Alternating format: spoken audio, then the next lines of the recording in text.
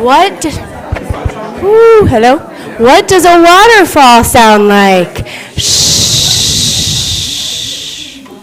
Hi, welcome to our shared sacred space. My name is Chloe McElroy. We are the Unitarian Universalist Fellowship, also known affectionately to us as Triple UF. My pronouns are she and her, and I will be your service leader today. I want to welcome you all to our shared sacred space. I said that already, but I wrote it down, so I said it again. We welcome all that are here in person, and of course those who are online. Please wave to our friends online in the back. We appreciate you all being here. Please take a moment now to silence any of your electronic doodads, devices, anything that makes noises.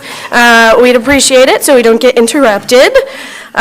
We are going to start today with committee moments. We welcome committees that have anything upcoming to share to come up to the microphone. And while the committee moment people are coming up, I just wanted to cover exits. We've got an exit over here, as well as an exit going into the back, as well as one in the back here and one behind me. David McElroy, everybody. Hi, David McElroy, everybody. Not tomorrow, but February 5th is the men's support group. Would love for anybody who has not been to come see me, and I can tell you about it.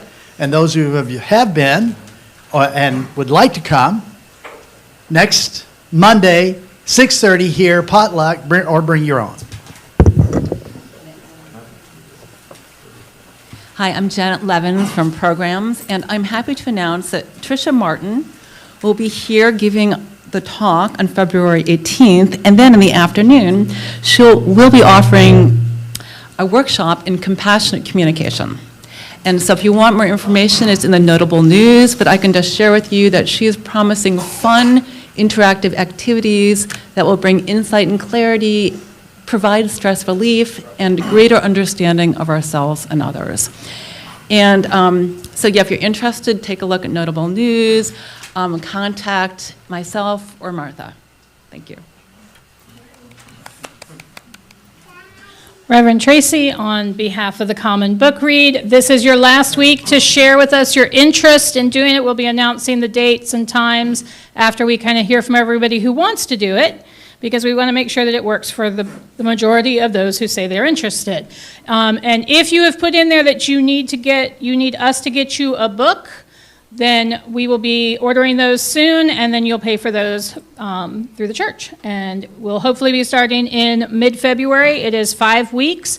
You will read the book on your own, and we'll have discussion questions and time in the Common Read discussion group. So the link to the form is in your notable news, and if you don't have that, you can always just shoot me an email, say, yes, I'm interested, here are the days and times I'm available. So thank you so much. Hey guys, Derek on behalf of Facilities and Grounds, the Department of Bugs, Trash, Critters, and Toilets. Yeah, so apparently critters. Anyway, so the toilet in the men's restroom is fixed. We got a new bug vendor, and we will get a new trash vendor, so the dumpster won't be in the parking lot anymore. I guess I was the informal chair of the flooring committee. So look around you. Turns out it looks pretty good, and thanks for all the contributions that made that possible. A special thanks to the folks a yeoman's effort of putting the church back together, and apologies in advance if you were looking for something and can't find it. Keep looking, it's there somewhere, right? So Ann and Maddie and Carl and Joey and Martha and Lorraine. Big shout out to Lorraine, who made a super contribution. Laurie and Michelle on helping put everything back together. So thank you, everyone. There's a handful of plastic bins in the back that got volunteered to help us pack up. And so if you got one of them, get it. And if you don't, we're going to give them away. All right? So this is the picture of our trash panda. Aww. That was in our trash bin, and Derek heroically, even though he's not the chair of facilities, make sure it didn't stay in there. So, yeah, this was in our... Good. Stayed alive. I was about to ask yes, that we question. Did not, yes. Called animal control, so it was taken away. So, I'm actually here on behalf of Women's Group, of which I'm not the chair, but Jill Vita is offered to take over organizing Women's Group, and the meeting will be this Friday on the 2nd, about 6 o'clock, maybe a little earlier than they had been meeting, potluck, and it's going to be to plan activities for the rest of the year. So anybody who's like to come, you're welcome. Lori Hospitality. And again, I'm going to give you all the opportunity to meet your fellow members by serving coffee. I'll be looking for volunteers again after service. I'm announcing that we'll have our next potluck on the 18th. So I haven't got a theme yet. If somebody has one they'd really like. Food. 18th. Yeah. That's no good? I asked Ann and didn't get any. Okay. Joey says comfort food. Okay. Somebody said beef. Okay. Last thing is, we've been collecting very nice coffee mugs. Everyone's got 2 weeks. I'll have them out next. If one of them is yours, please pick it up. In 2 weeks, if the owners don't claim them, they will have new owners. Good morning, everyone. Miguel Rodriguez here, and we have our SAC committee today, Social Action Committee, our first one of the year. Woohoo! It's going to be a busy year, election year, but we're just not thinking about the national elections, but there'll be local and state ones as well to keep in mind, and also helping our local community out. So please, I encourage everyone to attend if they can today at noon. We start sharp at noon today. We'll be in the library, and those who can't will be on Zoom. Okay, thank you. Amazing. Oh, we got one more. On behalf of the ministerial transition team, the survey's been out for, I think, a little over a week now, and we want to get your thoughts back by the 5th of February, so look for it. There was a QR code up here. I forgot to bring a printed copy this morning, so I don't know if there's one on the board, but it's in the notable news. There's a QR code, there's a link. So give us your opinions, which is not usually a hard thing for you guys to do. I'm sure they will be very thorough and long-winded. We left a lot of room for you to write whatever you need to write. And just a quick announcement that it is flu season. We also have a new nastier version of the COVID-19 virus going around, as well as RSV. So if you are not feeling well, please stay at home. Please don't bring us your germs. That's one thing we don't want to share. We have a wonderful online setup, and the past 2 weeks I've been online. It's wonderful. It's lovely. You can either come on YouTube and not be present, or you can go on Zoom and hang out with Happy and everybody else that is there. So just keep your germs at home and get vaccinated. Alrighty. My opening words this morning are from Marnie Harmony, who was actually the Reverend at First Church for a while. I found these opening words on Worship Web, which is a really awesome app for Unitarian Universalists, just to let you know. So it is called We Whose Journeys Are Always Beginning, which is adapted from the original. We whose journeys are always changing. We whose mission always awaits us. We whose visions are bent on loving. We gather together here. We gather together here. We gather together as a community, drawn together out of common need, each toting our own carpet bag of treasures and dreams. We gather together seeking meaning, yearning to understand life in all its dimensions, as it challenges and expands, as it burdens, as it consoles and heals. We gather together with questions, the kinds of questions that provoke us to the path of action. We gather with hope, the kind of hope that pulses on through uncertainty. We gather with tenderness, the kind of tenderness that can only be born from knowing, human capabilities as well as human imperfections. We gather wanting certainty and having none, but we are wakeful to the possibilities as we seek discernment and gentle judgment.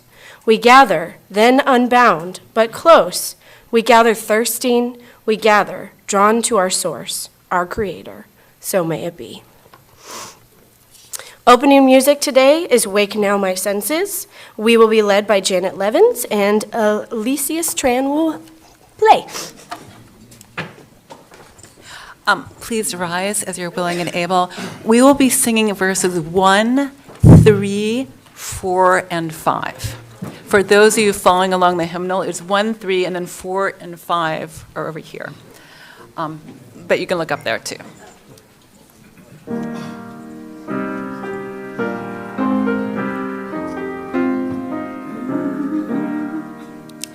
Wake now my senses and hear the earth call. Feel thy deep power, thy being in all. Keep with the web of creation your vow, giving and receiving as love shows us how. Wake now, compassion, give heed to the cry. Voices of suffering reveal the wide sky. Take us your neighbor, both stranger and friend, praying and striving their hardship to end. Wake now, my conscience, with justice thy guide. Join with the people whose rights are denied. Take not for granted a privileged place. God's love embraces the whole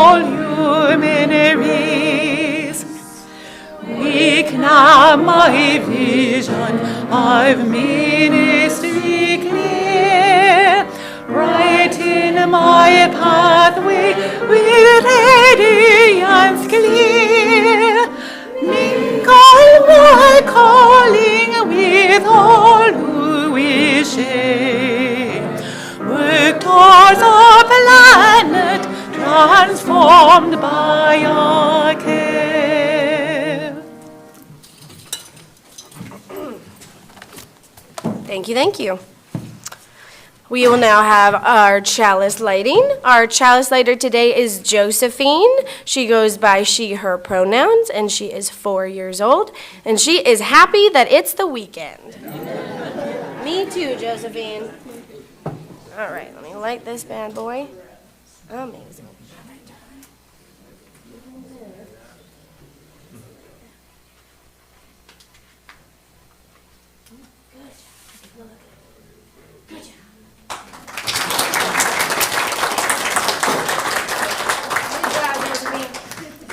All right, and if you guys will join with me, in the light of truth, in the warmth of love, we gather to seek, to sustain, and to share. We affirm our time here together. Love is the spirit of this church. Service is its gift. This is our great covenant, to dwell together in peace, to seek truth and love, and to help one another. We would like to welcome any visitors who are joining us this morning. We have a part-time minister that speaks to us twice a month. She'll be speaking to us today. We also have a wide range of speakers, such as professors from UCF, Seminole State College, Rollins, Valencia. We have many speakers of different religions. So please come more than once. We suggest up to 3 times just to get an idea of what we are about. If you would now please take a moment to greet those around you, and please listen for me to call you back.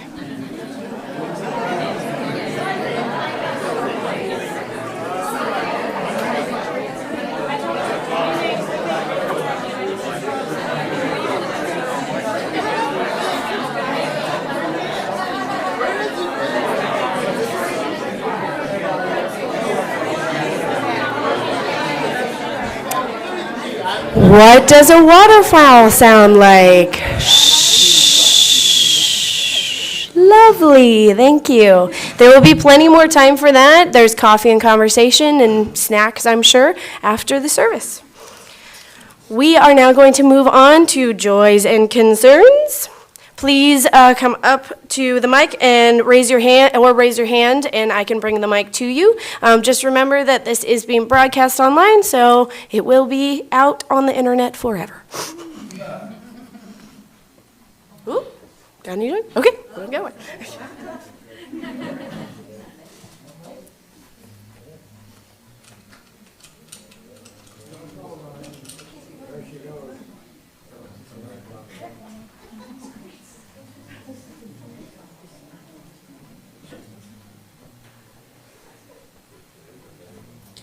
Hello, everyone. I would like to share a joy that last night I got to go see the Lord of the Rings in concert. So, saw the Fellowship of the Ring movie while a live concert and choir provided the score, which is very cool. And what's more, turns out Kat was there too, and I just didn't know. We were there at the exact same time.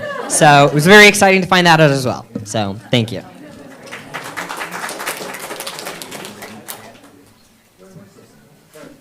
Good morning, Lorraine Williams here. I want to say that I was so impressed with all the people that came out and helped move this church back there and then move it back here and then put it all back together. It was amazing. I particularly want to acknowledge Derek for all the work. Not only did he moved the church, but we had vendors in here working on the air conditioning and heat. He's just an all-around guy.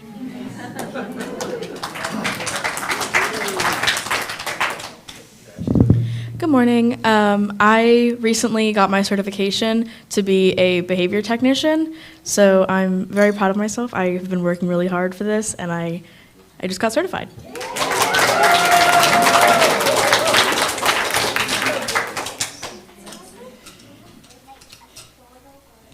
I'm relaying a message from Michael Richards. He won't be with us for the next couple of weeks. He had retinal surgery Friday, and he's doing okay.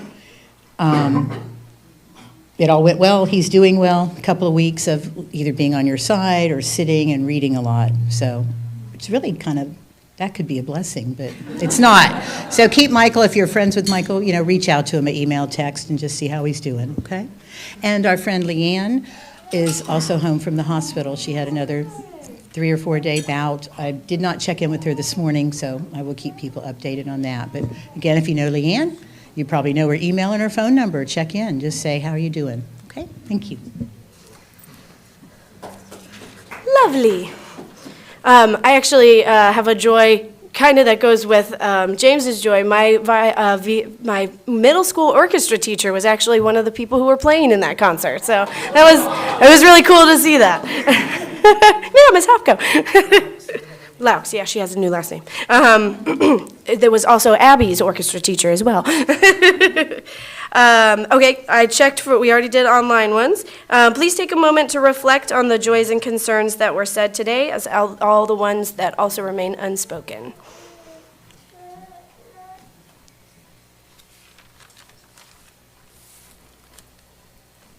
Thank you very much. Now we have time for all ages. I'm going to welcome James up.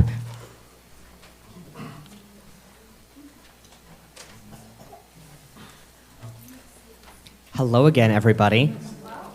I am James McDevitt Phelps. I am the RE coordinator here. And today I'm going to be sharing a Time for All Ages, which is slightly more personal than most of mine. So I'm going to share, starting out with, I have an issue with perfectionism. I'm guessing some of you probably can connect with that. To others of you, however, this may not sound like such a bad thing.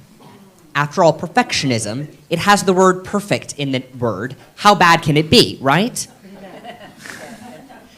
I used to deny that I even had an issue with perfectionism. I'm not a perfectionist, I'd say. I don't demand that I be perfect, just really good.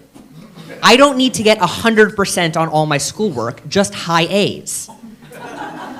I don't have to be super charming in every conversation, just do absolutely nothing wrong at all. I eventually admitted to myself that indeed was still perfectionism, and it was causing me a lot of problems. Because the thing is, I couldn't be perfect. No one can be perfect. Not a single human being in all of time was ever able to do absolutely nothing wrong ever.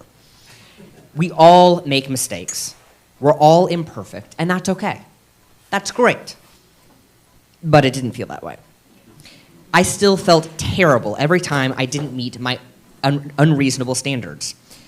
And because of that, I started to avoid things that otherwise might have brought me joy.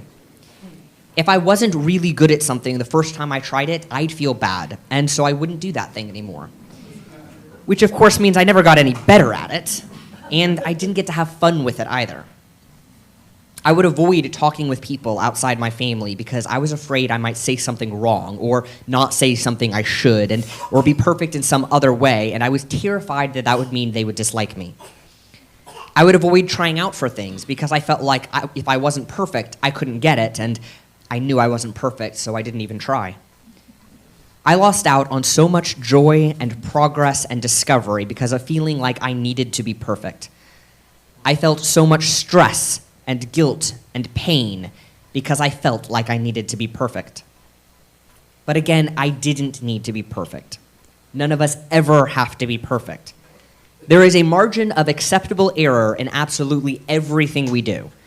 And demanding perfection of ourselves or of others is only ever going to lead to pain. I still have some issues with perfectionism, I'll admit more than some. But I'm working on it. I have started to remind myself, whenever I find myself afraid of not being perfect, that I never, ever, ever have to be perfect. It sounds silly, but it does help. So now I'm going to invite all of you to join me in saying that to ourselves right now 3 times. Is everyone ready? Yes. Okay. I never, ever, ever have to be perfect. I never, ever, ever have to be perfect. I never, ever, ever have to be perfect. Thank you.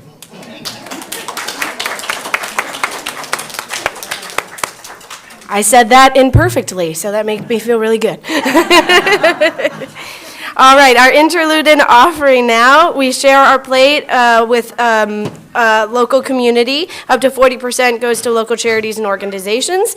We're still doing Floridians Protecting Freedom. I wasn't sure. So I am going to welcome up Janet again, and Alicia will be playing. And the choir, sorry. And the choir, sorry.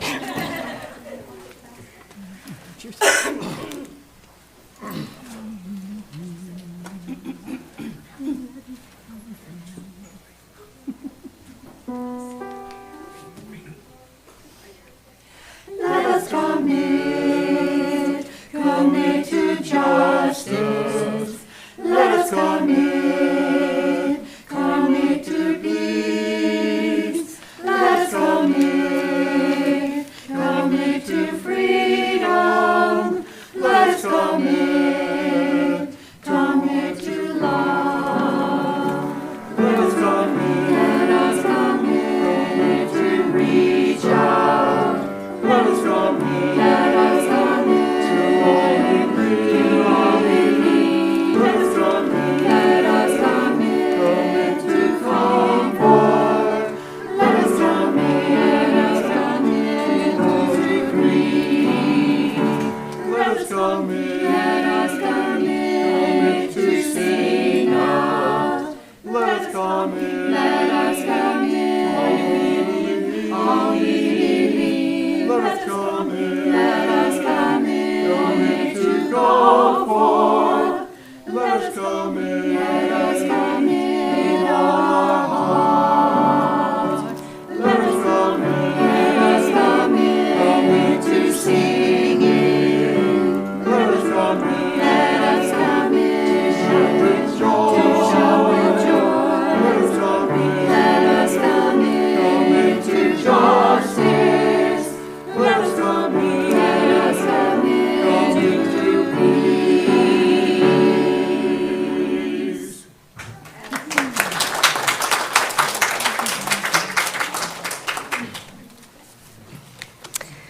Alrighty, children are always welcome to stay for the service, but if they would like to exit now, they can. We are going to sing the children's recessional. We love you and bless you and send you on your way. We love you and bless you today and every day. I wasn't ready to have accompaniment. Thank you, Alicia. All right, today for our service, we welcome our own Reverend Dr. Tracie Barrett. She will be talking about how it is dangerous to go alone. So without further ado, we welcome Reverend Dr. Tracie Barrett. So many titles. Still getting used to all the titles. If I start bouncing, it's because there's a springy thing here, and I'm not used to that. This is kind of cool. All right. It does take the pressure off. So I will say I feel called out by James this time for all ages, but that's okay because I don't ever have to be perfect. When I was a kid, there was this video game called Legend of Zelda. How many of you remember it? Oh, okay, good, because sometimes I preach these things and I'm the only generational person who knows it. Now, this was not a fancy video game like we have now. This was in the 8-bit style of video games, little boxes or pixels to create characters. There was no audio other than the annoying MIDI music, and the interaction between characters was shown as text that you read. It was my kind of gaming. I can't do the multiple buttons and all of that. But a classic moment from that game was when Link, the main character, encountered an old man who said to him, "It is dangerous to go alone. Here, take this." The old man handed him an item that we'll get to in a few minutes. Right now, though, I want to focus on the first part of that statement. My friends, we are in a time in our country and in our world where it is dangerous to go alone. We are surrounded by darkness in many corners. White supremacy culture has grown stronger and bolder. Racism, homophobia, transphobia, misogyny, all of this has been rising and growing deeper and more dangerous. Hatred, which once dwelled in the shadows, in the corners, is now out on full display in places we never expected. It is impossible to face this alone. It is dangerous to go alone. In seminary, we are taught that we ministers must be in relationship with fellow ministers, both within our denomination and outside of it, because this work is hard. It is heartbreaking. I stand here before you to tell you that this is the absolute truth. What they don't often say in seminary is that your heart will be broken over and over again by what's happening in the world and often what's happening in your own community. This is heartbreaking work. I have been to the rallies and listened to the speeches and sat in the meetings and heard both the heartbreak and the rage. I have watched the news with trepidation and terror at times. I have listened to both the tears and the joy, the horror and the hope. And I'm lucky and blessed to have a strong network of ministers to call on in times of my own need, when it is dangerous for me to go alone. The Florida chapter of the UU Ministers Association is strong. Our gatherings often include a time where we pour out our own heartbreak over our own communities, and our colleagues gather the pieces back up and give us strength to face another day. It is dangerous to go alone. And one of the things the Florida chapter discusses a lot is how, unlike some of our other districts and other states, we struggle with community with one another here. We don't seem to engage one another on projects or issues. Some of that is due to geography, of course. When I served in Lake County, the closest congregations in our cluster were Tri-County UU north of the Villages, First U Orlando, UU Fellowship of Gainesville, and of course us here at Triple U.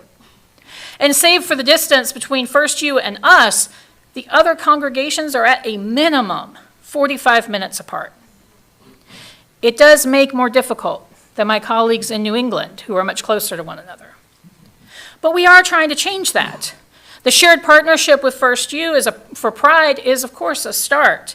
Youth cons are slowly coming back to our state, y'all. Woo! Congregations are beginning to work together and share trainings and resources. It is dangerous to go alone.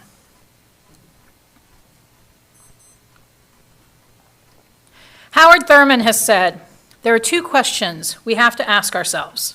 The first is, where am I going? And the second is, who will go with me? If you ever get these questions in the wrong order, you are in trouble. Two questions. Where am I going, and who will go with me? And we have to get them in that order. It is dangerous to go alone, yes. It is also dangerous to wander around without a goal. Going back to The Legend of Zelda for a minute. There have been multiple iterations of the Legend of Zelda game ever since the first one came out in 1986. So my fellow Gen Xers feel old for a moment. 1986 was when the first one came out. But in every single game and every single version, Link has one goal. Often it was rescuing Princess Zelda from the antagonist of that particular game, and this was often accomplished through a variety of various gameplay styles. In addition to the main quest of saving the princess, there would be various side quests. Now, side quests are those short puzzles or events that a player does that doesn't really affect the main play. In games like Zelda, it's immediate problems that can be fixed, like helping the townfolk that usually give you something to keep you going, such as food, treasure, items that help, or allies. Now, there are two types of gamers. There are those who ignore all the side quests and just stay on the main path, only completing the main story before they do anything else. And then there are those who do every side quest as they come along, while also making progress on the main storyline. Now, both ways are right. So is the in-between, where a player may start out doing side quests and then just moving to doing just the main storyline, or the opposite. So why is it all right, regardless? Because no matter what type of gamer you are always still moving towards the main goal. In the case of the Legend of Zelda games, that's rescuing the princess. No matter what you do, no matter how much you wander, you are always working towards saving the princess. So what does gaming have to do with us, and why now? Howard Thurman said, we have to ask ourselves, where am I going, and who will go with me? If we don't know where we're going, It doesn't matter who goes with us. And I think that's one of the mistakes we often make. We gather together, whether in small groups or in congregations or in ally groups or in interfaith groups, and we gather together making sure that we have all the people around us who are going to go with us. Only we don't know where we're going. We hope that someone in leadership will know where we need to go, what we need to do, and we hope that us coming together will be enough and we'll figure it out once we get there. Only, like Howard Thurman said, if you ever get those questions in the wrong order, you're in trouble. It is dangerous to go alone. Yes. And I contend it is also dangerous to simply sit around with others not knowing where you're going. It's dangerous because it gives this sense that you're doing something, but you're not really. How many times do we see this in groups that are allies to marginalized and oppressed groups, but aren't actually doing anything? It's dangerous because it causes harm, not to us, but to the people who are already dealing with harm. It's performative allyship, and it happens when we are more concerned about who is going with us than where we are going.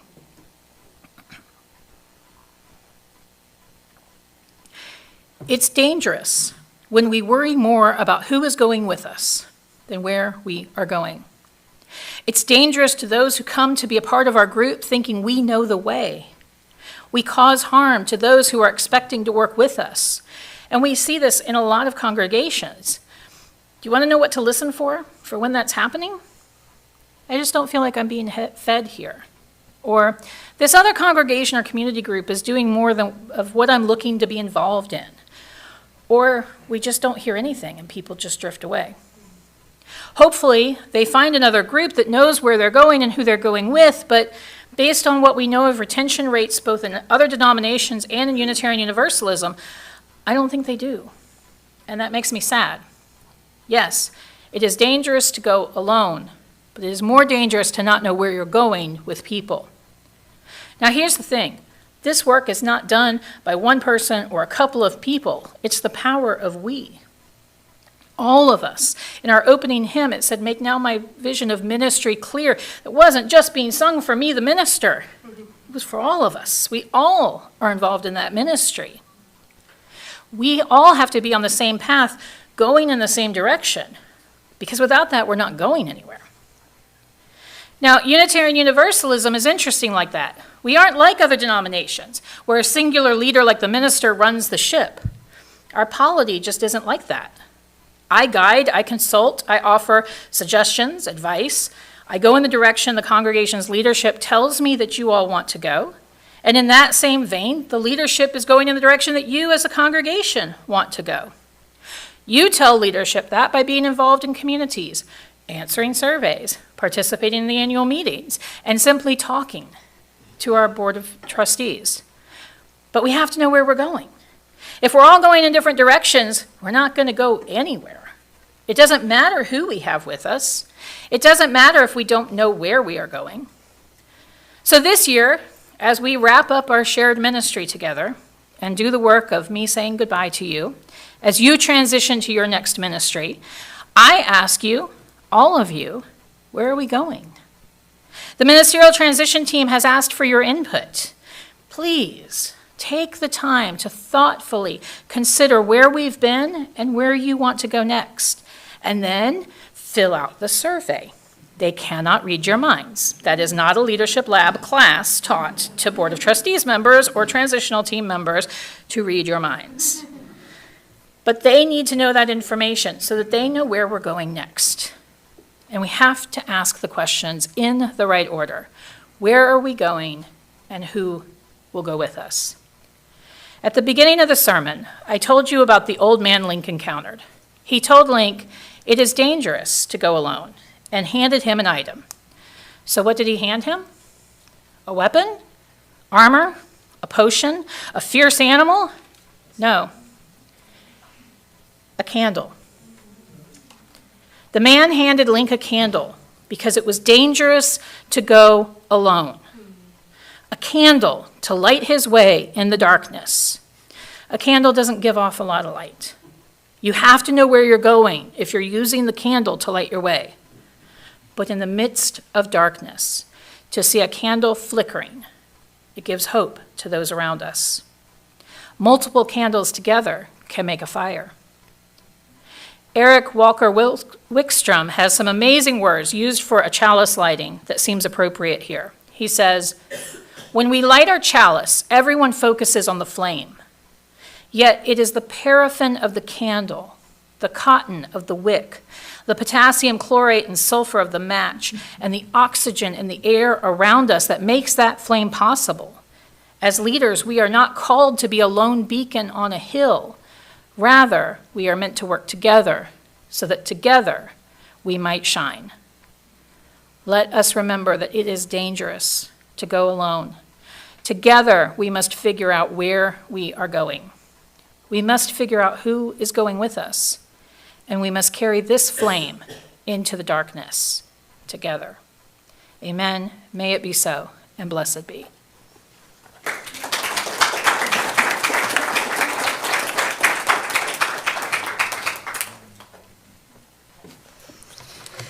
Amazing. Thank you so much, Reverend Dr. Tracie Barrett. We are now going to be extinguishing our chalice.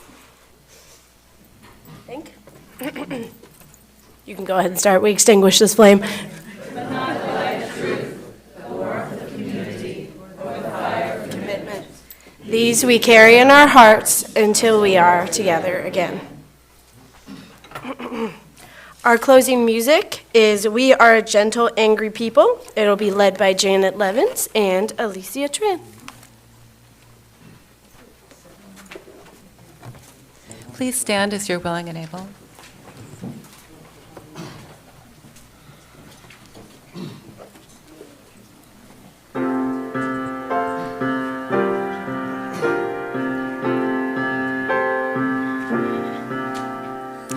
We are a gentle, angry people, and we are singing for our lives.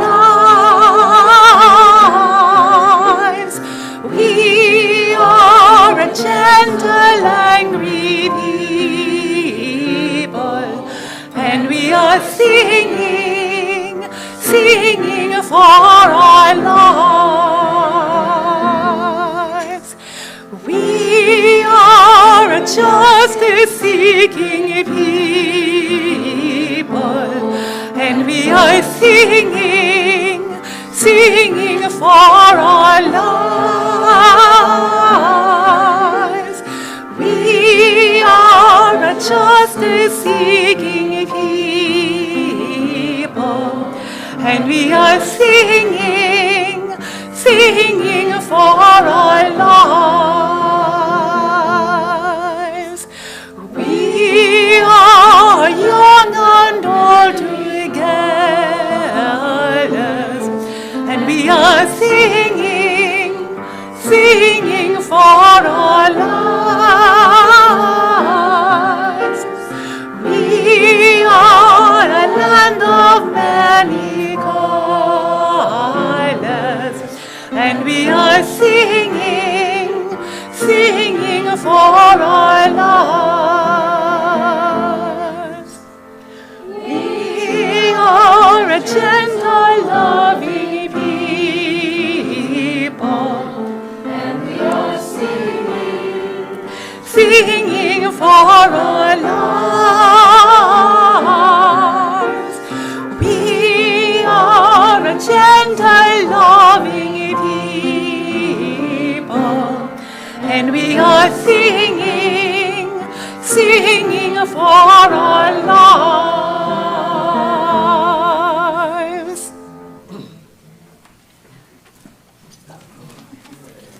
Thank you, Janet and Alicia. My closing words I also found on Worship Web. It is "Prayer for a Drop in the Bucket" by Amy Zucker Morgenstern. Blessed are the droplets, for they are overflowing. Blessed are they who know there is a bucket, for they shall be filled with hope. Blessed are they who can see beyond their lifetimes, for they shall walk in the faith that their work will not be in vain. Blessed we are when we know we only appear so small because what we are creating is so big. Blessed are we who are a part of one another. Blessed are we when we give new life and light to others, for we will live more richly in ourselves. Blessed be.